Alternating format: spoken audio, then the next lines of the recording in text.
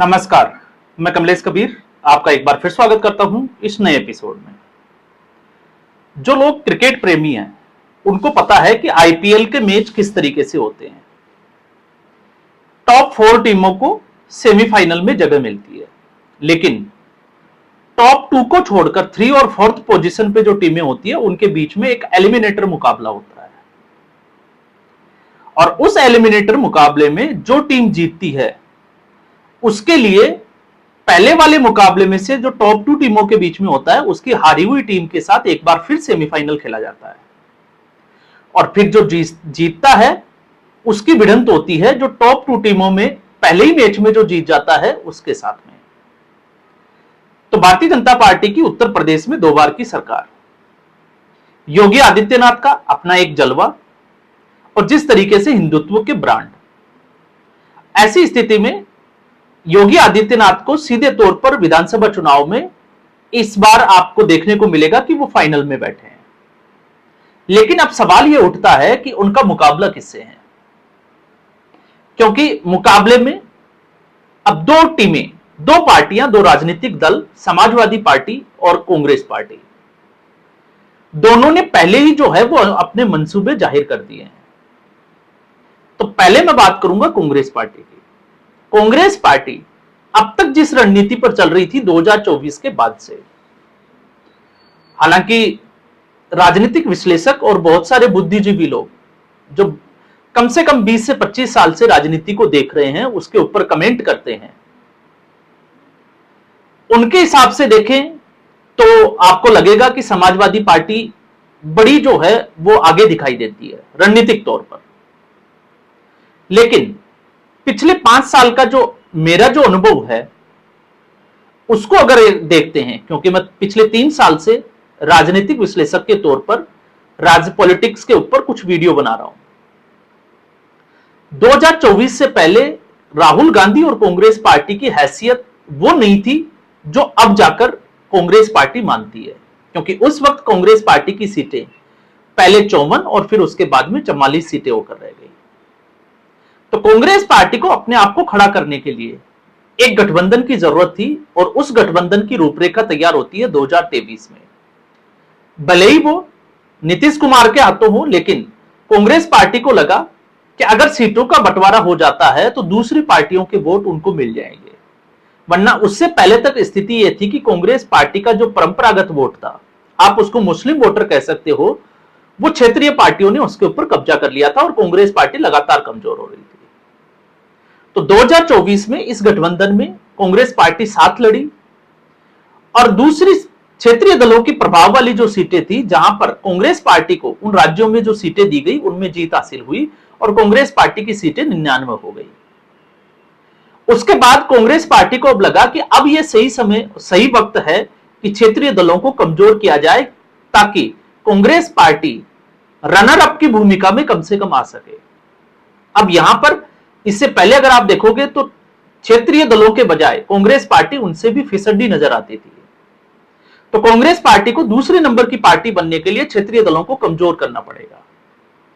और 2024 के लोकसभा चुनाव का जो आंशिक परिणाम था वो किसी भी वजह से आया हो, उसके बाद से राहुल गांधी ठीक उसी रणनीति पर काम कर रहे हैं। अब कैसे कर रहे हैं उसका आप उदाहरण देख लीजिए।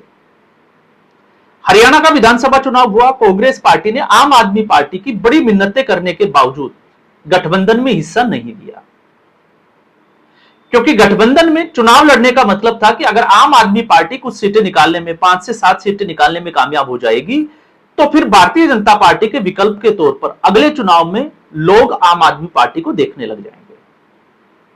समझौता नहीं हुआ और कांग्रेस पार्टी खुद भी जो है वो अपने ही चक्कर में फंसकर, जो कांग्रेस की पुरानी आदत है, चुनाव हार जाती है। अब आप आ जाइए महाराष्ट्र का विधानसभा चुनाव। महाराष्ट्र का विधानसभा चुनाव में अगर महाविकास आघाड़ी की तरफ से उद्धव ठाकरे को मुख्यमंत्री का चेहरा घोषित कर दिया जाता, चूंकि महाराष्ट्र में शिवसेना में एकनाथ शिंदे और उद्धव ठाकरे वर्चस्व की लड़ाई लड़ रहे थे और मतदाता कंफ्यूज था कि असली शिवसेना किसके साथ है।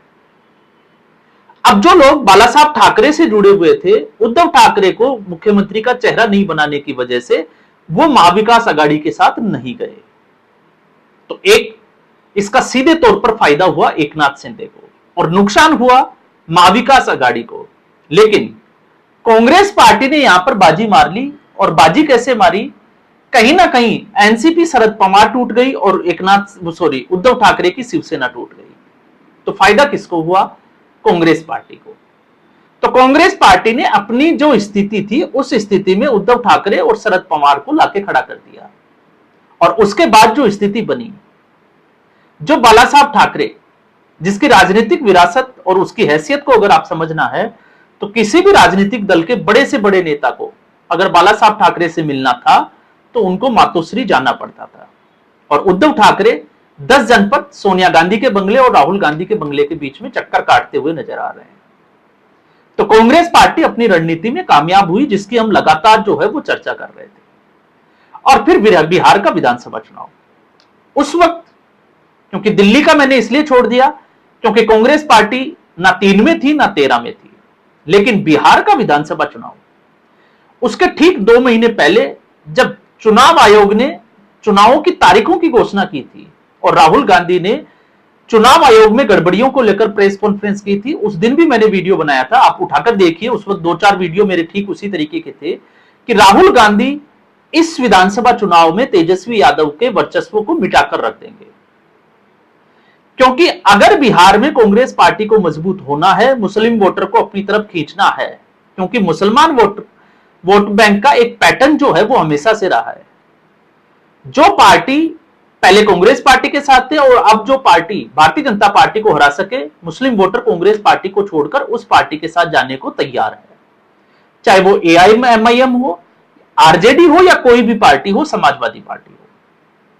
तो राहुल गांधी ने तेजस्वी यादव को, जो एक माहौल बना था नीतीश कुमार वर्सेस तेजस्वी यादव, उसको खत्म करके मुकाबले को नरेंद्र मोदी बनाम राहुल गांधी किया, और आरजेडी को जो है वो SIR के विरोध में ट्रैप किया।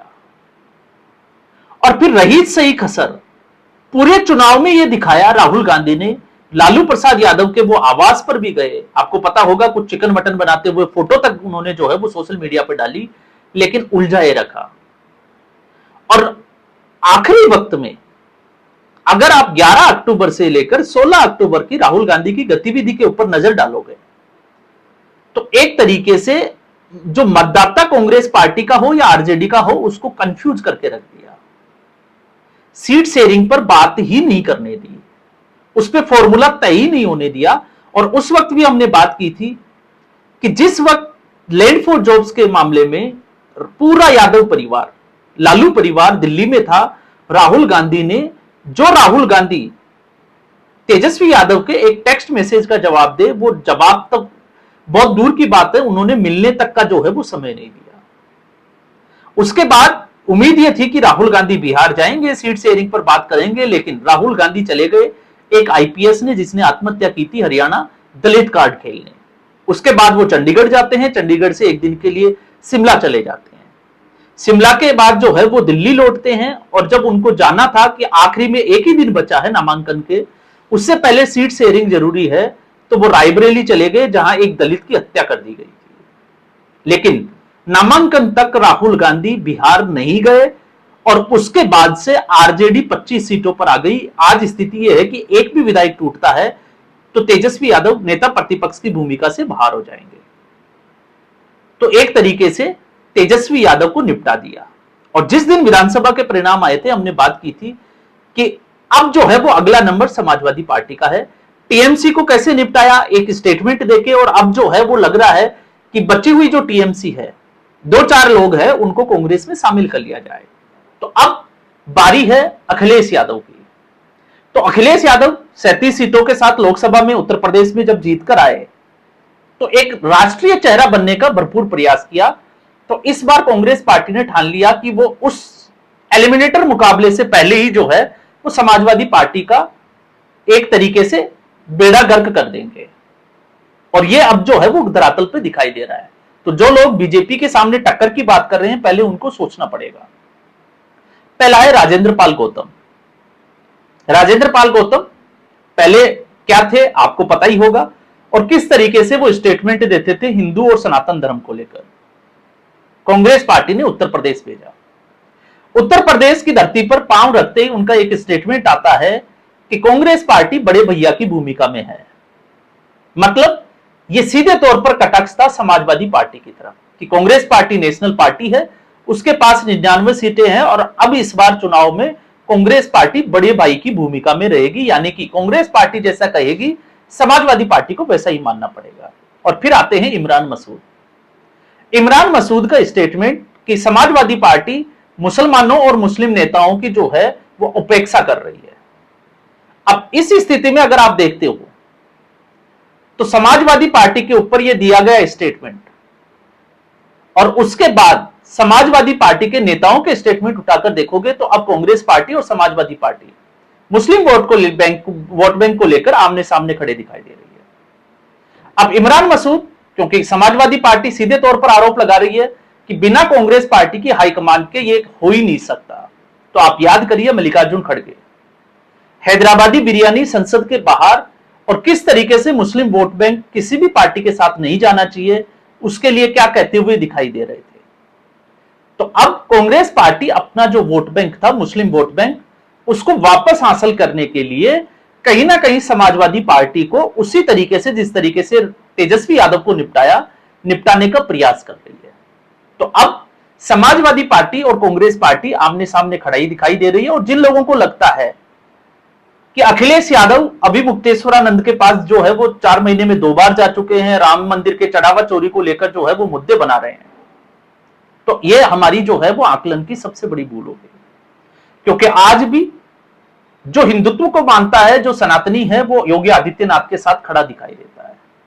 लेकिन क्या ऐसे स्टेटमेंट देने की वजह से क्या मुस्लिम मतदाता नाराज नहीं होगा? और मुस्लिम मतदाता को लेकर कांग्रेस पार्टी और समाजवादी पार्टी जिस तरीके की खींचतान में उलझी हुई है, तो आप सोचकर देखिए कि दोनों पार्टियां अपने ही मतदाताओं को कंफ्यूज कर रही है कि वो किसके साथ खड़े रहेंगे। तो बाकी जो है वो आप अंदाजा लगा सकते हैं कि इस चुनाव में सीट शेयरिंग का फॉर्मूला वो बहुत दूर की बात है, उससे पहले ही ये गठबंधन एक दूसरे को निपटा देगा और फिर उसके बाद में जो बाजी मारेगा नैरेटिव की, जिसके साथ मुस्लिम मतदाता खड़े दिखाई देगा, क्योंकि अखिलेश यादव की मजबूरी है कांग्रेस पार्टी के साथ गठबंधन करना। अगर वो ऐसा नहीं करते हैं तो फिर दूर दूर तक अखिलेश यादव और समाजवादी पार्टी को जीत तो क्या, आसपास मुकाबले में भी वो जो है वो अपने आप को नहीं देख सकते। तो आज के एपिसोड में बस इतना ही। उम्मीद करूंगा वीडियो एपिसोड आपको पसंद आया होगा। वीडियो को लाइक करें, शेयर करें, चैनल जरूर सब्सक्राइब करें। धन्यवाद।